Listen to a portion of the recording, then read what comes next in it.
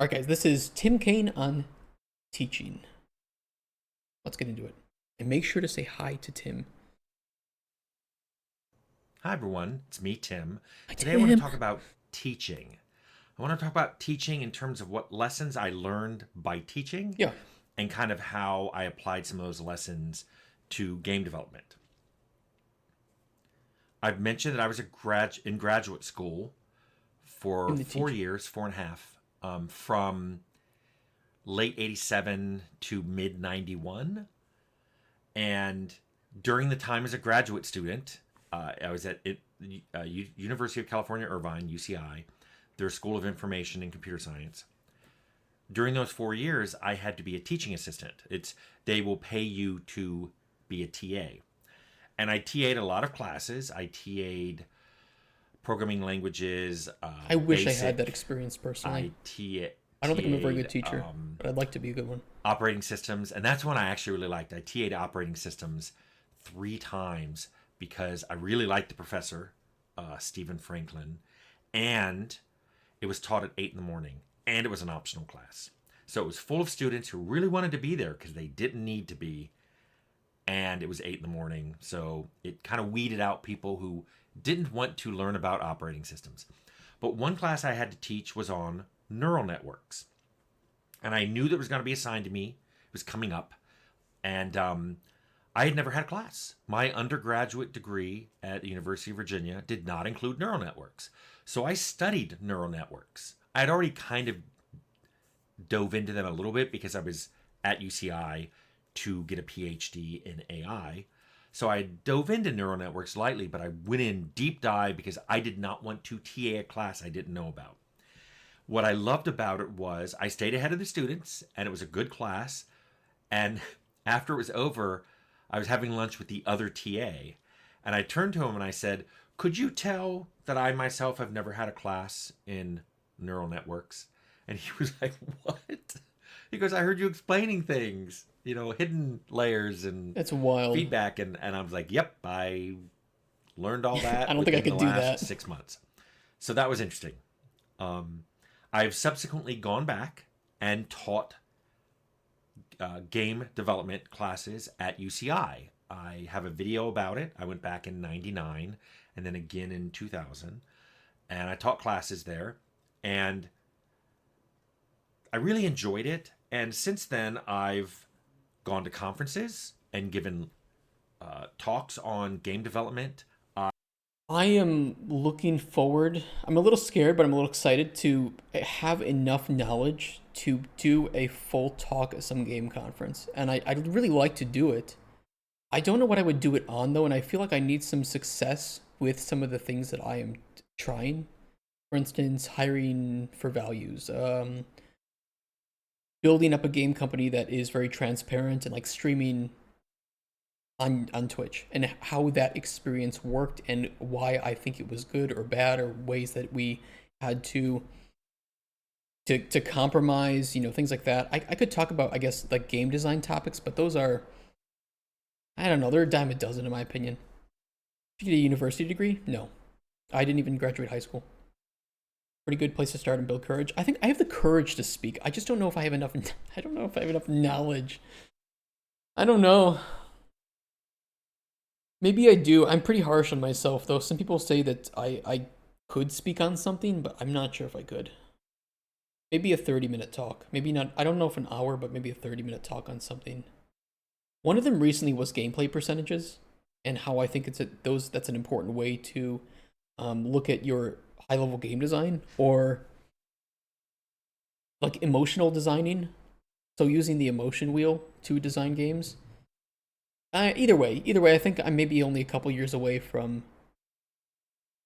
doing a talk like this on something. But I want to make sure that I'm not just doing it for the accolades, and that the information that I'm giving out is helpful. I know some people who kind of like, they teach and they do speeches because they think that that is what makes them important. And I want to make sure that I'm not doing it because I feel important, but because I want to share this knowledge, right? Like talking about how you do shit isn't the same as teaching and isn't the same as edutainment. Yeah, that's 100% true. I think that trying to take some game design topic that I could speak for hours on stream and push it down into a 30-minute talk. I don't know. That takes skill. And maybe soon one day I could do it, but I'd like to at least build up the company a bit and get Microraptor stabilized so that when I do speak, I have experience and these aren't just ideas that I think could be successful. At least with like company things. With game design, I could speak a bit more on because I've done game design my entire professional career. I could speak about those for hours, no problem. And I feel pretty confident that I could speak about them without speaking at my ass, if that makes sense. Probably underthinking about what you could do if you planned if there could be months of knowledge. That's probably true. There's this annoyingly Google hostile blog called Things I Won't Work With that breaks down complex industrial chemistry into 2-minute read that's pure comedy. My god.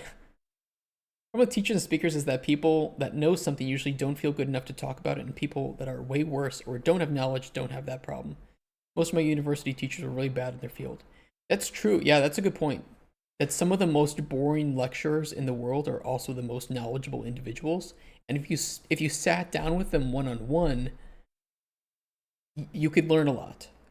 But like teaching is a combination of knowledge and communication, whereas being good at something can often just be about knowledge, right? Being a senior is just about oftentimes knowledge, but if you have to then teach juniors or you are a lead in something in game dev, you also have to be a good communicator in many cases, and you have to be able to teach people how to replicate those steps. You have to be good at reviewing. But I think there's a lot to it. I think I'm getting better at teaching, but I still struggle sometimes with keeping it concise. I like to go on side bits of talking often. People forget what novices think. That's a really good way too. Yeah, that's a really good idea, or point idea. Point. I've done this channel. What I love about teaching in general, and true for all those things, is it forces you to really think and examine the process that you're talking about. Yeah, it's one thing to know that like this is how you do things because it's successful. It's another to ask, well, why? And is there a way to make this better? And for me, a lot of times when you're early in your career, it's like you're a baby, and when you're a baby, you mimic your parents. Like that's just a biological function of young children, especially primates. We mimic our parents because that's how we learn how to do things. And you see that a lot in a lot of mammals actually. So in game dev, when you're a junior, and I imagine this is the same in a ton of places, but I can only speak on game dev with certainty. As a junior, you mimic your seniors, and what they do is what you think is successful because that is your only frame of reference. Unfortunately, that isn't always the best way to do things.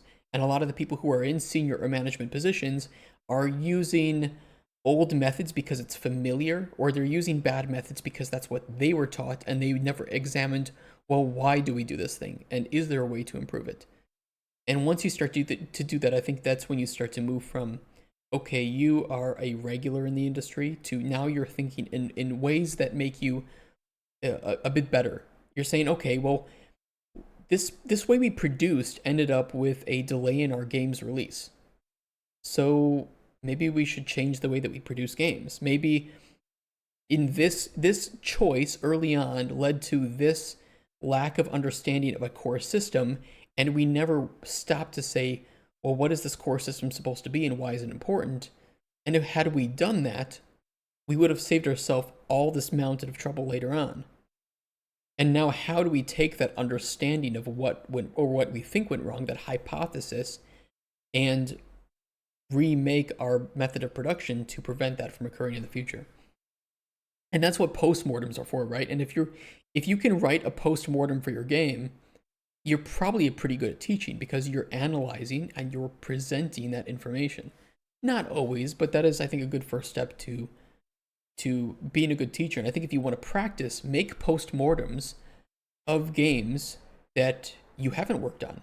Play a game and say, okay, what didn't work here? What would I have changed, and in what phase of development should this have changed at? And you'll oftentimes realize, okay, well, all these things that went wrong in the game were problems with pre-production. Starfield, the lack of variety in points of interest can probably be traced back to the desire for this to be done on a technological level, but that there wasn't enough design and thought around how important this would be to the minute to minute exploration of planets, that they didn't realize that we needed enough variety. Or if they realized this, they didn't have enough time to create that variety.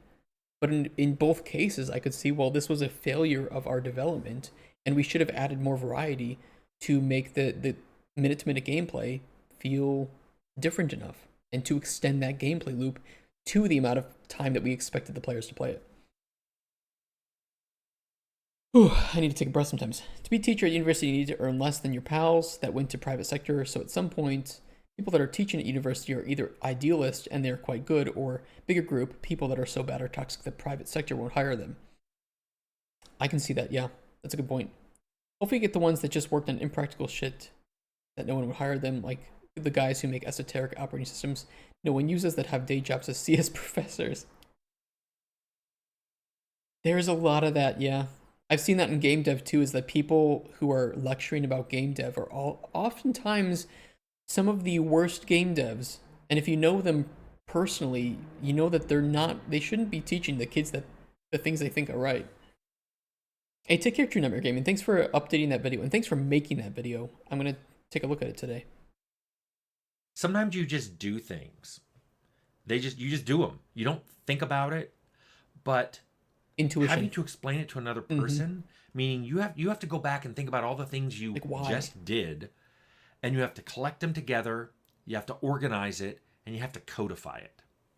So along the way, all those different teaching things I did, from being a TA to going back to teaching classes to going to conferences to doing this channel, I have been forced to learn things as I taught. I had to think about ways my thoughts on game development has changed over the years. Because if someone asks me a question and I start answering, I'll be like, well, this is how I used to do it, but now I do it this way, and it's because the old way caused these problems, and I couldn't figure out a solution to those problems, and the new way doesn't have those problems. And every now and then, I find myself talking to someone and go, oh, well, did you try solving it this way? I might as well just shut up at this point and just let Tim say the things that I was saying, but in a much more concise way. And my common answer is, where were you 20 years ago? Because that's a really good solution. Yep. I also have to talk about where I failed. That is a common question. I got it both years I taught at UCI. People said, well, what did you ever mess up? Good question. And when you need to answer truthfully. About lessons I learned from failure. And I think it's important to think about where you failed. Because that whole video is about how I think you learn more from failure than success. If you are somebody who cannot analyze your failures, or who does not want to admit that you've had failures, I promise you, you will never get hired at Microraptor Games. You will never have any spot. And if you manage to get past our rigorous hiring process that we will have, you will not last long. I want people who often speak about their failures as reasons why they know that this new way is going to be better than some other way. Say, no, I've tried this thing. It didn't work. Here's how I think we can do it differently. I don't want to say, oh, well, this is the right way to do it. Trust me. Well, why? Why is it the right way? Why is it? And I think that this stream, similar to like Tim Cain saying that these videos help him, making my streams gives me a lot of necessity to explain concepts and design to you guys in real time. And sometimes I struggle with that. Sometimes it's like, well, why am I doing it this way? Why? Even thinking about it for 5 seconds, it's like, nah, this isn't the right way to do it. So I'm really glad that this stream kind of forces me into that position of having to explain things. And watching Tim Cain videos, I won't say forces me, but it encourages me to rethink past experiences and why I'm doing the things I am now, and to see if Tim Kaine has gone through similar experiences and that's the way he does things. It's a kind of a check of, hey, I've learned these things and this is the way that I'm going to do things in the future. Tim Kaine, who has way more knowledge than me and a lot of the experiences that I want to have, being a business owner, hiring people, managing games from a game director level, how has he gotten to this point and done so well, and what has he learned along the way? And if I can align kind of the way that I'm moving my life in a way that is similar to his, I can absorb that knowledge that he's gained and is sharing very generously on this channel. So, Tim, if you ever see this, you have been an immense help, and I love it. Failure will teach you, but only Also, if we you should pay meet up. attention to it. If you don't pay attention to it, then you're in that standard, people who don't pay attention to history are doomed to repeat it. Yep. If you don't pay attention to why you're failing, you will continue to fail. So you have to really examine your failure and accept it, and then do something different next time. And I have friends, I'm not going to say who, I have friends who have stories that they can tell me for hours and hours of industry veterans who you'd think, oh, they worked on this game. That must mean that they're really good at this. And they just repeat the same mistakes that they should know better, but because they don't actively analyze what they've done wrong or how they can become better at what they're doing, they live in this prideful world of legacy. I worked on insert popular game here. Therefore, it's very easy for me to get hired, and I'll just continue to live off of these royalties of my past experiences, or not even past experience, but the past legacy. I haven't seen the new Alien yet, but I want to. I don't know if it's worth it. So tell me if I should or shouldn't. I think But when we'll I see it. examine my game development, I have to divide it into ways that I think are better and ways I prefer. Because some of the ways I prefer aren't necessarily better. They're just more comfortable to me. Yes. They come easier to me. But occasionally I'm like, but this other way's better, and it's got to be a lot more work for me, and I don't think that way. That's when I often try to find someone to work with. Or if I'm a director, I try to find leads that are good in those other ways. Well, that's exactly why things like strike teams exist, right? So this is something that I think I would say maybe half of game developers do. I can't give you the exact metrics, but I know a lot of game developers that don't do it. I know a lot that do it. Don't say doo-doo. Don't clip it. I didn't say doo-doo. But I know a lot of, they do what's called strike teams. So what they will do is they'll say, okay, you are now going to work with this person, this person, this person on this feature. Small team from a much larger group of people. And your only focus is to work on this small feature. And that way you get to be teamed up with people that oftentimes will know more than you, or that because you're such a small team, you're sharing such intimate knowledge without the overhead of some like lead developer that is now the mouthpiece, that you get to learn a lot about the specifics of what that person and what that person's job responsibilities are.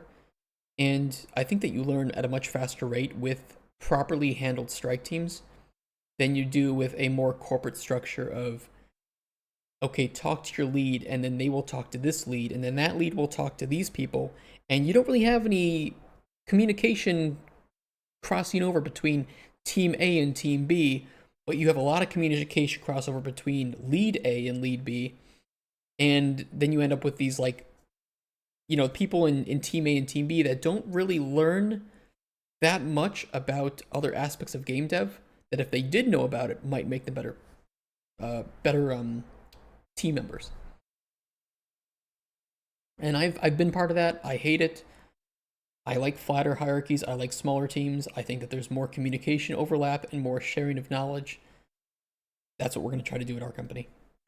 Reinforce what I'm bad at, or reinforce what I'm not.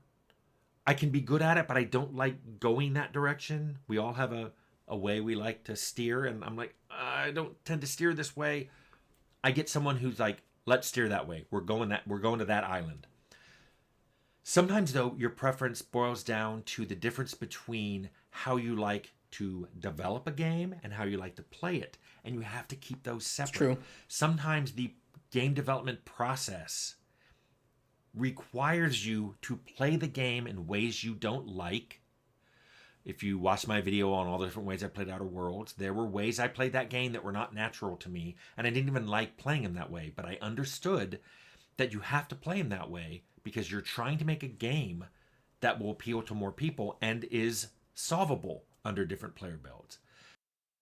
He's 100% right, and this is a very, very crucial aspect that I don't think I've ever talked about, but I have some personal experiences with on two of the games that I've worked on, including not including Colton Chronicles, which I would say is a third, but two released games. So first one would be Darkest Dungeon. I made a mod for that game that made the game a lot more challenging. People would say difficult. I prefer to use the word challenging, but tomato tomato in some cases. And that was not the way that the core team wanted to design that game. They wanted to make it a bit. It was still a challenging game, but they wanted to make it a bit more friendly than some like XCOM Long War type mod, right? My mod was meant for people who had ideally played the game already and beaten it and they had experienced it and they wanted to experience something new with that same foundation. Obviously, that's not the case with the core game, which is you mainly want to design it for people to play for one time because most of your players on Darkest Dungeon will play the game once. And so you want to make sure that that experience is a bit smoother, is a bit more introductory, doesn't take things for granted. And I had to switch between, by daytime, let's say, developing the core game with that in mind, and then at night developing my mod with this other group of players in mind. And you have to switch between your brains, and it was a challenge for sure, but I learned a lot from that. Second experience was with my train game, Train Life, and that was a very, very like casual to mid-core type game, right? I don't mind going really deep with certain like systems, but I know that with that kind of audience, and same thing with Colton Chronicles is very similar, I can't go too deep because then it takes the game's intended audience from here to here. And now I'm reaching a more hardcore audience. Yes, I can make potion combat very intricate. I can make all these overlapping effects like Noita or something, but it starts to go from a casual mid-core game to a mid-core to hardcore type game with the amount of knowledge that is needed to do things in the world. And I don't really want to do that. So he's right. The way that you play games is different than the way that you design games or develop games. I'm not usually a sadistic asshole in games. I usually try to play like the lawful good type of character or lawful good but I'm a kleptomaniac type of character. And you can kind of see that with Kingdom Come Deliverance. Although Kingdom Come, it's really fun to commit genocide in Kingdom Come Deliverance. It's really fun. I don't know why they made it so fun, but something about playing Kingdom Come Deliverance brings out the inner genocidal maniac in me, and I can't stop it. But usually when I play games, especially RPG games, I try to play that like lawful good kind of character. I am morally good. I try to help people. And with Colton Chronicles, I need to make sure that we're designing that game in a way that facilitates evil gameplay as well, because it's going to be that sandbox. You can sabotage people. We need to make sure that the characters react to that they have dialogue for that we write encounters that can happen because of that. And that's why having multiple designers or having play tests and keeping in your mind that exactly what Tim says, you're going to have to do this you're going to have to develop this in a different way than you would play it, that you can facilitate that. And you can look at a game like, I think Mass Effect is a pretty good example where Renegade is not evil, it's just asshole, or Fallout where you don't really have an evil path, you have just a sarcastic, but okay, I'll do it path. That these were designed by people who either they didn't want to include that route or they didn't realize that they should have included that route. Either one could be the case. I don't really know what their intention was behind those games. All I know is that those games didn't have that pathway, and because of that, the dialogue is relatively linear in trying to get you to that same point, that same endpoint. Let's continue. So you have to separate, this is how I like to develop versus here's how I like to play. Because sometimes you're going to make a game that's playable in ways you don't like to play. So that's something to keep in mind. Now, I've run into a few similar things that remind me of teaching and what I've learned from teaching. One of them is paired programming. Paired programming is when either when you're doing code or you're debugging code or optimizing code, you sit down with another programmer and you do it together. What's interesting about paired programming is having to explain your code to another knowledgeable programmer is very eye-opening. Because sometimes the programmer will just ask very fundamental, basic questions like, well, why are you using that sort? Why are This you is you, keeping it chat. in a linked list rather than a... This is you, chat, okay? I'm the junior here when it comes to programming, and you guys know way more than me about programming. You just sit here and be like, bro, why are you doing this stupid thing? Why are you doing array? I love it, though. Basically, like, why are you doing this algorithm? Why are you using this data structure? And sometimes you can explain it like, oh, well, we have this many items come in, or it's resorted on a regular basis, or blah, blah. And sometimes you go to explain it and you realize, Yeah, why are we doing the that? way I'm doing it isn't the best thing for how this is being used. And so you end up rewriting it. And you never would have done that if you hadn't sat down and tried to explain what you were doing to Yes. another programmer. And also, by the way, sometimes when you're really stuck trying to find a bug in a chunk of code, you know it's in a chunk of code, sometimes just rewriting it a whole new way will let you fix the bug without ever knowing what the bug was. And sometimes it lets you fix the bug faster than if you had looked for the bug. Just rewrite the code and the bug disappears. I mean, that's kind of what refactoring is, right? Where you realize that you have too much debt to pay back in order to fix all the problems that this is causing. You might as well just rewrite it. Just redo it. Just get rid of it. Like, of course I could have made our old inventory system work with a hotbar. Of course I could have. But I might as well just rewrite the inventory. Just make it cleaner. And it's much cleaner now. It's much nicer. There's still some ugly sides to it, but it is better. It is a successful refactor, and we might need to do it again at some point, but for now, I'm happy with it. And it took us 2 days. 2 days to make ugly new inventory with hotbar. Maybe it's on purpose. All paths need to eventually lead back to the main flow, and it gets harder if you're truly an asshole versus just a mean person. Oh, you guys are talking about the hold on, let me read what Casper said. At Polish school, a lot of language teachers hate words like cool, and I never understood it until I worked in game dev for a couple years. If you say, well, let's do it, it's cool or fun, I'm usually getting super annoyed due to the fact that it doesn't mean anything. Agree. Something that is cool because XYZ, not something that is just cool, same with fun. So if any designer wants to sell something it's on its coolness or fun, I hate it. Yeah, I agree. I agree, especially with game design where you can say, well, it would be cool if blank. But then you have to say why. It's like, why is it cool? Why would the player like this? Why would the player like using the same potions they make for... I mean, sometimes it's self-evident, right? It would be cool if blank. And you can kind of play through it in your head and you can say, oh yeah, I can see why it's cool. But other times you're like, well, why is it cool? And it upon knowing that, okay, because it interplays with this system, and this system, it works like that, right? If I say, well, we don't have recipes in our game necessarily because the potion making is a sandbox. Well, why do I prefer it that way? Well, because the player can pick up and modify ingredients, and it encourages them to experiment and to try different ingredient combinations. And that is a bit of a puzzle, is how to get from point A to point B utilizing either a restrictive set of scenarios. So now it's not just what effects you need, but what flavors you need on this too. And you only have 5 ingredient slots. Or it could be that, well, this potion uses rare ingredients. Is there another way that I can make the same potion, but with ingredients that aren't so rare? Or ingredients that I can find in autumn, and I'm not using ones that I'm running low on that were from spring. I need to get through winter with the ingredients I have. I can't really harvest most ingredients like flowers and tree nuts until next year.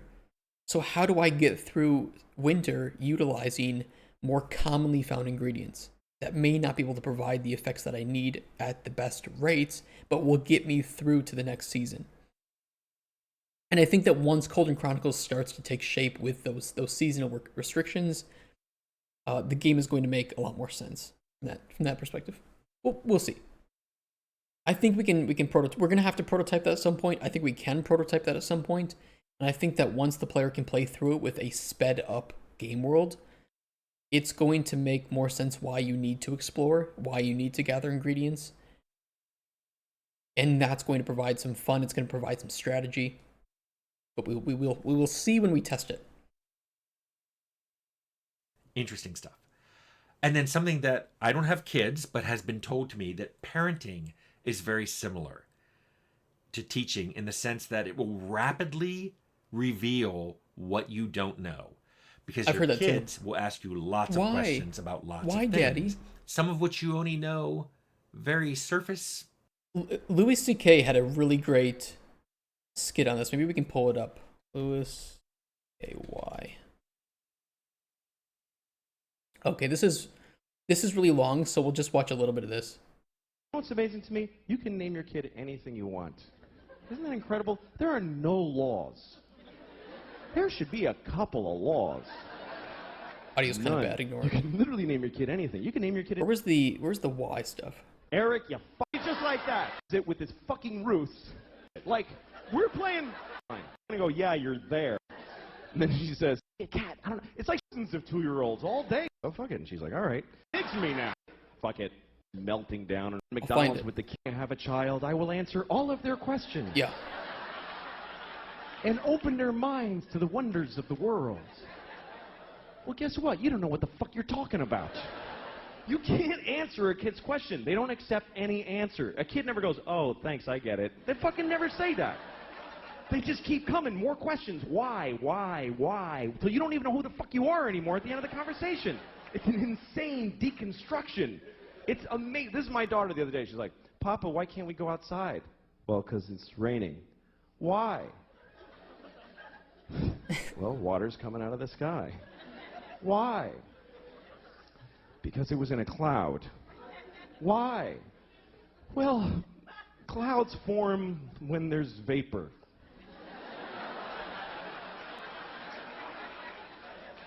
Why? And I think it's a funny skit, but it's very true, and I think it's something that you need to do as a when you're a game designer or when you're working with game designers, you should ask them. I promise you should ask them why. Why do you want this new feature? Well, I think it'd be cool for the players. Yeah, but why? What is this going to do? And you can ask them. You can go into deeper questions like, how is this going to impact the gameplay loop? That's a great question that if a designer can answer, they're a pretty shit designer. You should ask them. God, I could make a video. I should make a video on good questions to stump game designers. And you can test a game designer's understanding of what they want to do based on. Another good one is, how does this satisfy the core pillars of our game? How will this affect the gameplay percentages of our game? Ask them questions like that. And if they get stumped, they core what? Yeah, exactly. God, the number of games I've seen that haven't been made with core pillars in mind. Jesus Christ. Like shooting fish in a barrel. No, it's like shooting fish in the sea is what it is. Shooting fish in a barrel is easy. Shooting fish in the sea is hard. You can shoot into the sea and once in a while hit a goddamn fish, but you're probably not going to hit a fish. And if you don't have pillars are your barrel. Pillars are to say, we don't care about the rest of the sea. We care about this barrel. And this is where our fish are. And how does the new feature we make pierce into that barrel and hit the fish? And if you're shooting in a completely different direction than the barrel is, you're not shooting fish in the barrel, you're shooting fish in the sea. So there are some really simple questions you should and can ask game designers about new features that get added to get them to tell you why a game is going to be fun. Exactly, Kent. Exactly. So maybe I should make a video on that. Would you guys find that useful if I made a couple of videos like that, like good questions to stump your game designer? I think that could be success. I think I could speak about that. Maybe I could turn that into a fun little not too serious, but still serious lecture, like 30-minute presentation of why these are important. As a game designer, why should you be able to answer this about every single feature you add to your stupid game that nobody wants to play anyway? Why do you want to add this feature? It's good idea. Problem is that it may make you lose job, or at least not be liked there. That would be funny to include in the presentation. 10 questions to ask your game designer that will get you fired. Come on, that's a pretty good title. People would go to the lecture to see that title. Very, very informally. And then they will also ask you about things that you suddenly realize you don't know. I don't know what the difference between those two things are. I don't know why we call it that. I don't know where that came from. I used to do that with my mom all the time. I was apparently asked her questions all the time, which is why she loved the fact that we had a complete encyclopedia set. And she'd go, why don't you go look it up? I don't know. Why don't you go look that up? And then you tell me. Which meant... Do you guys remember going through like the encyclopedias at like school? And sometimes you had like really old versions that didn't include new events or didn't include new information. But I still enjoyed opening up the encyclopedia as a kid in my school library because it was just really cool. It had all this information that felt like it was more enjoyable to read than a textbook in some cases. I don't know how to put it. I know I have like a little assignment, which kept me busy and thankfully out of her hair because she had 4 other kids to deal with. You're kind of young to be a paper encyclopedia. No, I'm 29. Like I was in elementary school, we had encyclopedias. I don't think in middle school. What did the library look like? No, middle school. No, middle school. I was more getting into young adult novels, and I was part of like a not a book club, but like a book. It was like a school book club. High school. What did the library look like at high school? Where was the library at high school? Well, I have to close my eyes here and think, where was the fucking library in that stupid fucking high school? Oh, yeah, I remember. Okay, I mostly played computer games in high school. Middle school and high school, I became a gamer. I turned from a reader into a gamer. Oh, well. I'd pull an encyclopedia book out, I'd read it, I'd think about it, and I'd go back to it, and I'm like, well, I think the reason is this. So... let me tell you about the one other big lesson I learned by teaching. And this lesson pervades all my videos, so it's not going to be a shocker to you. Be very afraid of someone who acts like they know everything, and especially someone who's always right. They're always right in all their stories. They never do anything wrong. They always knew ahead of time that something was the best way. Preach. The reason you should be afraid of them is nobody's like that. So basically, they're glossing over something bad. What I like to do is what I learned from teaching. When I taught both years at UCI, there was some student in the class who went, can you talk about something you did wrong? Can you talk about code that you made that was really bad? A great interview that question. You had to redo. Yep. And those are good questions. And I have answers to those. I've done videos on those. So what I love to always ask someone is, how did you mess up? Can you tell me some story where you really messed up and you messed up bad? And then how did you fix it? Train game. Train game is a good example. Signals. I incorrectly assumed that a more casual to mid-core audience would be okay with us making train signals in our game uniform between country and making them a bit simpler. And I'll tell you what, that was not the case at all. And by the time we realized that, it unfortunately was too late to change them to any significant degree because it would have required changing every single level in our game, at least to the point that we had them developed. And it messed up. I mean, one of the biggest complaints that from the design aspect of the game that I see in reviews are the signals. That people, when they are working, people don't really like how they work. And when they aren't working, it's kind of fucked up. Another one would be, too, that I made the way that our trains move in Train Life is a blocking system. So similar to the most basic signals in like Transport Tycoon. Again, the wrong solution, but it's because I also didn't spend enough time learning about how proper train signals work. I didn't spend enough time doing that, and because I didn't do that, I was like, okay, well, I think blocking signals will be fine, and it wasn't enough for our audience. I think our audience ended up being more hardcore than I had anticipated, and there are some people that were okay with it, some people that weren't, but it was clearly contentious, and I probably should have done something better in hindsight, and that is the fault of mine, only mine. And he's right. If you can't get people to talk about their failures, they're really not going to be good teammates to work with, because they are the best. They are the most perfect, shining, saint-like example of game dev. They've never done any wrong, and they can never do any wrong. And you're supposed to follow by their example. I've worked with people like that. They are the worst. They are the worst people to work with, and they always end up fucking over the team or the project in some way. Always. And they never Because take responsibility for it. Answer that question, and their answer doesn't include some ownership.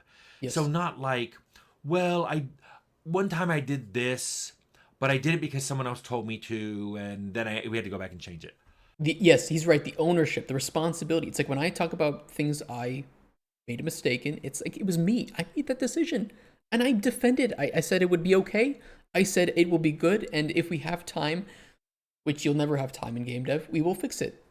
I thought we might have time to fix it later in the project. We did not, and so we're left with that. And yeah, there's nearly zero responsibility in game dev. Yeah, there really isn't. There's always finger pointing, and I think that a good team, a healthy team, can.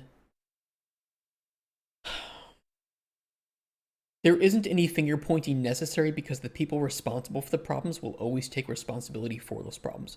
There's never a need to point fingers, because if something goes wrong, the first person to say that or to admit to it will be the people in charge of making that decision. But that's rare. That's the ideal, and we can try to form the ideal Microraptor games, and I think that we can and will form it. But we need to hire people that are like that, which is again why I say we will hire for values first, skill second.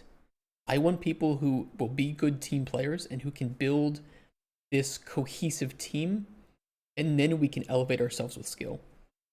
The higher the fuck up was done in company structure, the less responsibility there is. Yeah, there's definitely truth of that. I think there's truth of that in human hierarchies in general. If they don't own it, if they don't say, I did this thing and it was completely wrong, I messed up, I had to fix it.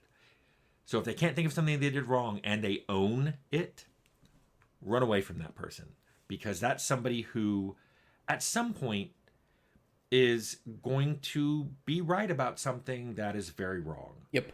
And that was not only something I learned by teaching, but it's something I like to tell the students too, which is there's a lot for you to learn. I don't know everything. You're not going to know everything. Just own up when you mess up and do it a new way. Yep. So anyway, that's my thoughts on teaching, and I hope you liked it. That was another great video. Another fantastic video from Tim. Here is the link in chat if you want to give it a like and watch yourself. Highly recommend it. You don't have to listen to me yapping for like an hour. That will end it for me for that video. I'm going to stop the recording, so say bye YouTube. Bye bye YouTube. Bye.